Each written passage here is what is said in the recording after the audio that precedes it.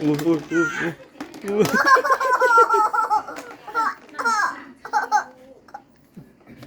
คงจะเป็นแบบนั้น นั่นน่ะมันจะฟ้าพี่วานนะ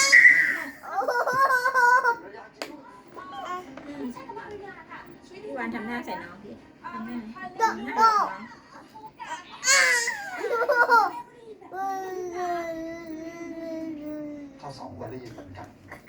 แสดงว่าผมจะฝากไปเอง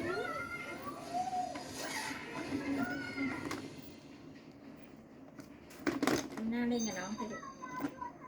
เล่นดูน้องหัวเราะสิเร็วพี่วานน้องคุยเห็นไหม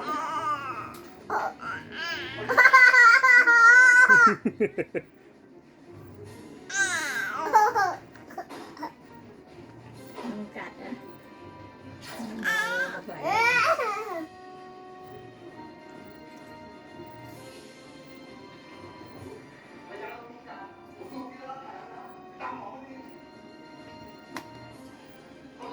พี่วานหลอกน้องสิลูกทำหน้าเล่นกับน้องสิลูกทำหน้าเล่นกับน้องดินี่นี่